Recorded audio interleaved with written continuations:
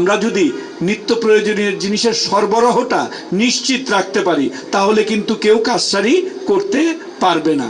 আমাদের লক্ষ্য এবং উদ্দেশ্য টিসিবি এবং আমাদের যে ব্যবস্থাপনা আছে তার মাধ্যমে নিত্য প্রয়োজনীয় জিনিস যেন মানুষের সব সময় অ্যাভেলেবেল থাকে, এটা জানি কখনো সংকট তৈরি না হয়। মাননীয় প্রধানমন্ত্রীর যে উদ্যোগটা, এই উদ্যোগটা যদি আমরা সফল করতে চাই তাহলে এই যে আমরা অনুষ্ঠান করে সকলের সময় নষ্ট করে আমরা মানুষকে এনে প্রায় একটা দিন বা অর্ধেক দিন নষ্ট হয়ে যায় তাদের এই মানে ন্যায্য মূল্যে বা সাবসিডাইজ মূল্যে পণ্যটা সংগ্রহ করতে। আমরা চাই, আমি অনুরোধ করব আমার সংসদ সদস্য, কাউন্সিলর, মহিলা সংসদ সদস্যকে একটা পার্মানেন্ট দোকানের ব্যবস্থা করতে, যেখান থেকে টিসিবির পণ্যটা সুবিধাজনক সময়ে আমাদের সুবিধাভোগীরা কার্ড দেখে নিতে পারবে। এটা হলো এক নাম্বার আমার অনুরোধ। আমরা এইভাবে করতে চাই না, কারণ এটার একটা ব্যাকগ্রাউন্ড আছে। যখন এটা শুরু করেছিল তখন কিন্তু এটা ছাড়া বিকল্প ছিল না। আপনারা জানেন কোভিডের সময় মাননীয় প্রধানমন্ত্রী এই খাদ্য সহায়তা কর্মসূচি শুরু করেছিলেন। যারা পিছিয়ে পড়া যারা মানুষ, যারা একটু মানে ইতে আছেন তাদের জন্য তখন ট্রাক সেল দিয়ে উদ্বোধন করা হয়েছে। আমি মনে করি আমরা যদি বঙ্গবন্ধুর যে দর্শনে এই টিসিবি প্রতিষ্ঠা করেছিলেন যে নিত্য প্রয়োজনীয় জিনিস মানুষের দোরগোড়ায় যেন পৌঁছে দিতে পারে, টিসিবির উদ্দেশ্য কিন্তু ছিল এইটা। এবং টিসিবির যে কসকোর দোকানগুলি ছিল, আমি নিজেও ছোটবেলায় রেশন কার্ড নিয়ে এবং ন্যায্য মূল্যের দোকান থেকে তখন সাবান পাওয়া যেত, ম্যাচ পাওয়া যেত, বিভিন্ন জিনিস আমরা কিন্তু সংরক্ষণ ওইখান থেকে এনেছি। কারণ তখন যুদ্ধ বিধ্বস্ত বাংলাদেশে নিজস্ব উৎপাদিত অনেক কিছু ছিল না, টিসিবির মাধ্যমে এটা আসতো। তো মাননীয় প্রধানমন্ত্রী দীর্ঘ সময়ে বিভিন্ন সরকার ক্ষমতায় ছিল, বিশেষ করে সামরিক সরকারগুলো ক্ষমতায় থেকে টিসিবিকে একেবারেই ভঙ্গুর অবস্থায় নিয়ে গেছিল।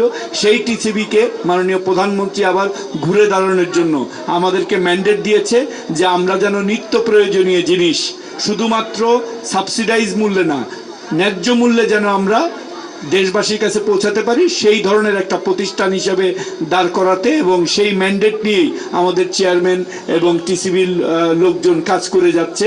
প্রয়োজনে আমরা যেন যে কোনো নিত্য প্রয়োজনীয় জিনিস যেটা আমদানি করতে হয় সেটা আমদানি করে আমরা ন্যায্য মূল্যে দিতে পারি, সাধারণ মানুষ যেন এটা সুবিধা নিতে পারে।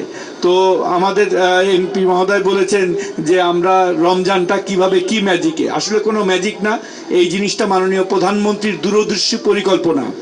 আমরা যখন নির্বাচনে ব্যস্ত ছিলাম, মাননীয় প্রধানমন্ত্রী কিন্তু তখন চিন্তা করেছিল যে সামনে রমজান, তার আগেই উনি যারা এই আপনারা জানেন যে ডলারের সংকট ছিল, তারপরেও 13.5 লক্ষ মেট্রিক টন খাদ্যশস্য নিত্য প্রয়োজন জিনিস উনি কিন্তু ইম্পোর্টের ব্যবস্থা করে দিয়েছিলেন। আমি দায়িত্ব নেওয়ার পরে উনি আমাকে বলেছেন যে তোমার কোনো চিন্তা করার দরকার নাই, খাদ্যপণ্য আছে, এটার ব্যবস্থাপনাটা জানি সুষ্ঠু হয়। আমি ব্যক্তিগতভাবে বিশ্বাস করি এবং এখন এটা প্রমাণিত সত্য যে আমরা যদি নিত্য প্রয়োজনীয় জিনিসের সরবরাহটা নিশ্চিত রাখতে পারি তাহলে কিন্তু কেউ কারসাজি করতে পারবে না।